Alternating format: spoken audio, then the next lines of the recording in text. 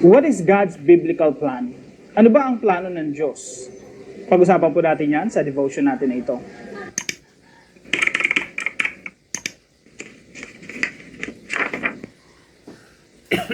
Magandang araw po sa bawat isa sa inyo. Welcome back to our 365 Daily Devotions Bible Characters Edition. So pag-usapan po natin sa devotion na ito, ano ba ang plano ng Diyos sa buong nilikha? Ano ang plano ng Diyos sa lahat ng mga bansa? At ano ang plano ng Diyos sa buhay mo, sa pamilya mo? Anong plano ng Diyos sa karir mo? Anong plano ng Diyos sa future mo? Actually, pag naunawaan natin kung ano yung plano ng Diyos sa pangkahalatan, at naunawaan natin kung bakit nilikha ng Diyos lahat ng bagay, at naunawaan natin kung ano yung sinasabi ng Biblia, mas makikita mo kung anong plano ng Diyos sa iyong buhay. Ngayon po, pag-uusapan natin yung grand scheme, yung kabuuan ng istorya ng Diyos. Ano ba yung biblical plan ng Diyos? So, nitong mga nakaraan po, pinag-usapan natin, God's existence, He is the foundation of everything. Pangalawa po, God's essence, love within Trinity. Pangatlo po, pinag-usapan natin God's character, loving and relational God. Pang-apat po, kahapon, yung God's creativity, image of God. Maganda po kung panoorin nyo yung extra video na ginawa ko patungkol doon kasi po, mas marami po akong in-explain patungkol sa image of God. And panglima po, God's plan, creation, fall, redemption. Ito po yung pag-aaralan natin ngayong araw. Ano ba yung biblical plan ng Diyos? Now, kung isa-summarize po natin yung Biblia, mga kapatid, may isa-summarize po natin yan sa 3 salita. Kaya po ito, dapat memorize natin to by heart and we have to learn this by heart. Ibig sabihin talagang ito yung nasa puso talaga natin. Kasi ito po yung summary ng Biblia. So, 3 lamang po ito, no? Creation, fall, redemption. Creation, fall, redemption. That is the summary of the whole Bible. Dito po sa pag-aaralan natin ngayong araw, gusto ko pong idako yung attention natin sa Isaiah 48 verse 17. Ito po ang sinasabi sa Isaiah 48:17. Pakinggan po nating mabuti. This is what the Lord says. Si Yahweh po ang nagsasalita rito. This is what the Lord says, your Redeemer, the Holy One of Israel. I am the Lord your God who teaches you what is best for you, who directs you in the way you should go. So si Yahweh po, He is our Redeemer. Ipinahayag niya po yung kanyang sarili sa pamamagitan ng paglalarawan kung sino siya. At actually, ito yung identity. Hindi lang basta paglalarawan. Ito yung identity mismo ng ating Panginoon. He is our Redeemer. Pag sinabi pong Redeemer, manunubos. Tinubos niya po tayo mula sa pagkaalipin sa kasalanan. So, sabi po sa Revelation chapter 5 verse 9, and they sang a new song saying, you are worthy to take the scroll and to open its seals, because you were slain, and with your blood, you purchased for God persons from every tribe and language and people and nations. So, dito po makikita natin yung dugo ng ating Panginoon Jesucristo, yun po yung ginamit niya to purchase, pinambayad sa atin, pinambili sa atin mula sa pagkaalipin sa kasalanan. Kaya po dito sa devotion natin na ito, ang pinaka-sentro, kung meron man title yung devotion natin ay God is our Redeemer. Siya yung ating manunubos. Now, ito po yung 3 salita na summary po ng buong Bible. Creation, fall, redemption. Creation, ito po yung pinakauna. God created the good creation. Ang Diyos ang lumikha sa napakagandang creation na ito. Kaya po pag binasa niyo yung Genesis chapter 1, ang makikita niyo po, God created. Paulit-ulit po yung salita na yun. God created, God created, God created. Tapos every time na magke-create ang Diyos, every time na lilikha ang Diyos ng isang bagay, ang sasabihin niya, and it was good, and it was good, and it was good. Paulit-ulit po yun. God created and it was good. God created and it was good. Now, nung nilikha niya yung tao, sabi niya, God created man and woman in His image. At ang sabi ng Diyos, it was very good. Very good. No? Yan po yung komento ng Diyos sa kanyang nilikha. Nung nilikha niya yung tao, it was very good. God created the good creation. Wala pong nilikha ang Diyos na pangit. Tandaan po natin yan. Lagi pong sinasabi ng Diyos, it was good, it was good, it was good. There was no evil in creation. Walang kasamaan sa nilikha ng Diyos. Kaya po napakahalaga na maunawaan natin na yung disenyo ng Diyos sa mundong ito ay hindi para sa kasamaan, kundi para sa kabutihan.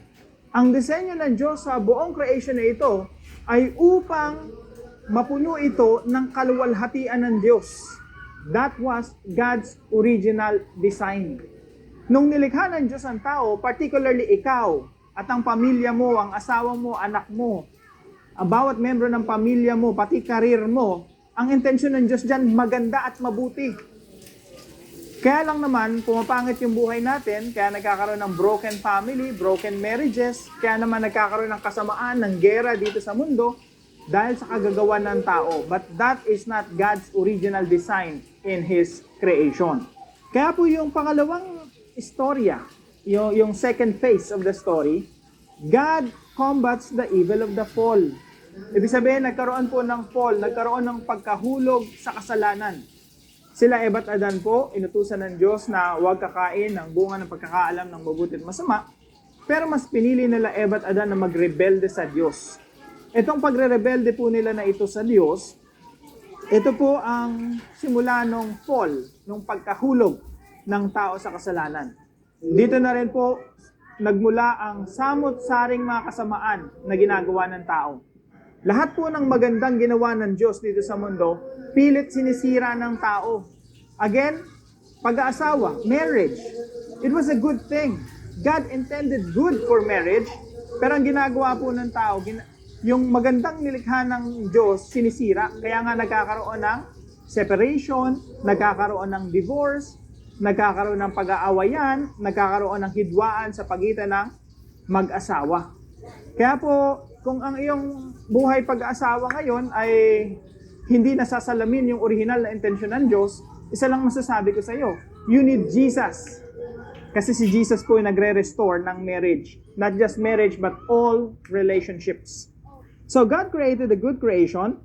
Pangalawa, God combats the evil of the fall. Lahat ng kasamaan at resulta ng kasalanan ay nilalabanan ng Diyos. At ang solusyon ng Diyos sa problema ng kasalanan at kasamaan ay walang iba kundi ang ating Panginoong Jesucristo. Siya yung ultimate weapon against evil. At hanggang ngayon po, umaabante ang ebanghelyo ng Panginoong Jesucristo. Hanggang ngayon, dumadami ang mga nananampalataya sa ating Panginoong Jesucristo at dumadami ang mga relasyon na naaayos. Dumadami ang mga marriages, mga buhay na mag-aasawa na naaayos, pamilya na instead na broken, nare-restore, nagkakaroon ng healing. All because of the Lord Jesus Christ.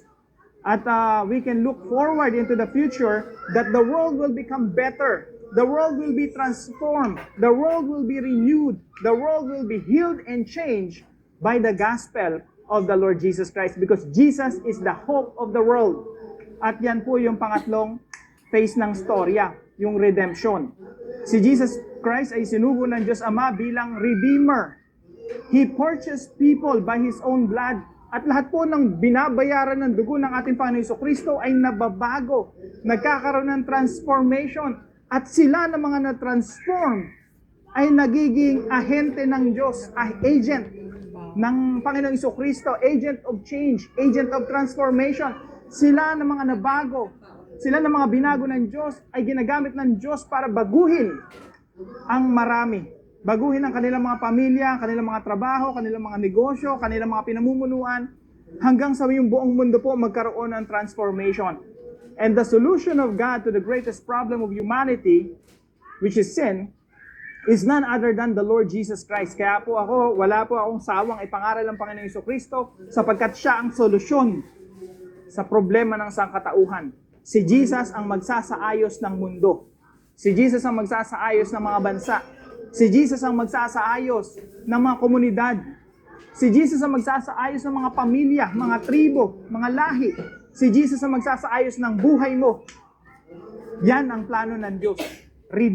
To redeem you, to redeem the world. So yan lang po ang istorya ng Biblia, creation, fall, redemption. Summary po ng Bible yan. Huwag po natin kakalimutan yan. That is the heartbeat of the whole Bible. Yan yung pinaka-puso, yan yung nagpapatibok. Kung yung Biblia ay tao, yung pinaka-puso niyan, itong creation, fall, redemption. Paano po natin ito i-apply sa ating mga buhay, mga kapatid? Number 1, learn God's original design for creation. Kasi lahat po tayo, merong intensyon ng Diyos sa atin. Lahat po tayo may plano ang Diyos sa atin. And we have to go back to God's original intention. We have to go back to God's original design. Lahat po tayo ay nasa isang biyahe. At itong biyahe po na ito ay biyahe patungo sa original na intention ng Diyos para sa ating mga buhay. Lahat po tayo may kanya-kanyang plano para sa ating mga sarili, pero tandaan natin, may plano ang Diyos. Balikan natin yung plano ng Diyos, hindi yung plano natin, kundi yung kagustuhan ng Diyos. Yun nawa ang mangyari sa ating mga buhay. Pangalawa po, limit the effect and power of the fall. Lahat po tayo naapektuhan ng pagkahulog nila Adan at Eva sa kasalanan. Lahat po tayo nagkasala at lahat po tayo nagiging ahente rin ng kasamaan dito sa mundo. Minsan, tayo pa'y nagpapagamit para masira yung sarili nating pamilya, no? Nagiging agent of evil tayo. Minsan kasi tayo mismo gumagawa ng masama. Now mga kapatid, kung ikaw ay nakasumpong na sa Panginoong Jesucristo, if Jesus is in your life, kung nasa iyo na si Jesucristo, nagsimula na rin yung pagbabago sa iyong buhay. At ikaw ay gagamitin ng Diyos para mabago ang iyong pamilya. Ikaw muna yung babaguhin, yung pananaw mo, yung pananampalataya mo, yung outlook mo, perspective mo. Babaguhin ng Diyos ang iyong isip upang ikaw ay maging kagamit-gamit ng Diyos para baguhin ang iba. Baguhin ang pamilya mo. Baguhin ang iyong kapaligiran. At pangatlo po, ito po yung pinakamahalaga. Lead as Christ agent of redemption. Ninanais ng Diyos na ikaw ay maging leader. Hindi leader ng kasamaan, hindi leader ng paggawa ng masama, hindi paglilid ng iba para mapalayo sa Diyos, kundi ikaw ay maging leader para mapalapit yung maraming tao sa Diyos. God wants you to lead. Pero anong klaseng leadership? Leading others as agent of redemption. Ikaw po ay ahente, agent, kumbaga sundalo ng Panginoong Jesucristo na isinugo dito sa mundo, isinugo sa pamilya mo, isinugo sa kumpanya mo, isinugo sa bansang ito para magdulot ng pagbabago. Yun po yung redemption. Pagsasaayos ng ating buhay, pagsasaayos ng ating mga pamilya, pagsasaayos ng ating mga komunidad at ng ating bansa. Kaya po ako, I am full of hope, punong-puno po ako ng pag-asa. Kasi nakikita ko si Jesus, He is the hope of the world. He is the hope of your life. Kaya nga po sabi sa isang talata sa Biblia, na I believe it's in Colossians, sabi ron, Jesus Christ in you. Christ in you, the hope of glory. He is the hope of glory and Jesus Christ is in you. Hanggat wala sa iyo si Kristo, walang pag-asa sa iyong buhay. Hanggat wala si Kristo sa iyong pamilya, walang pag-asa ang iyong pamilya. But once Jesus Christ is in your life, once Jesus Christ is in your heart, then there is hope. There is hope for you, and there is hope for your family. There is hope for our communities, and there is hope in our country. Jesus Christ is the hope of the world. I hope marami po tayong natutunan dito, no? Pasimula pa lamang po ito at sa susunod na mga pag-aaral natin from Genesis to Revelation, matutunghayan natin yung plano ng Diyos na pagtutubos. The story of the Bible is about creation, fall, redemption. Now, para po sa ating discussion, what is the importance of knowing that we are in the process of redemption? Gaano ba ka-importante na sa kasalukuyan, tayo na ay nasa proseso ng pagtutubos?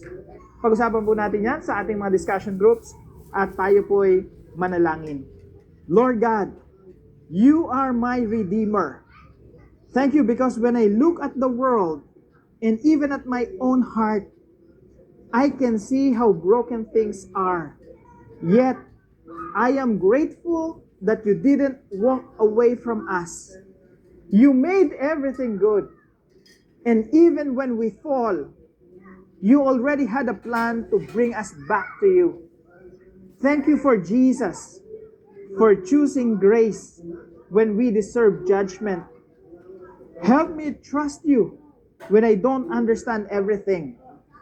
Teach me to rest in what you have done and to live with hope, knowing you are still at work to redeem us, our families, cultures, and nations.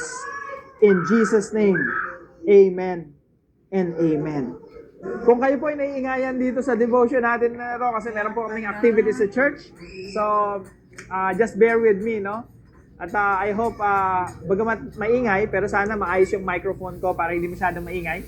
I hope maging encouragement po ito sa atin habang tayo lumalalim sa pagkakaunawa ng Biblia.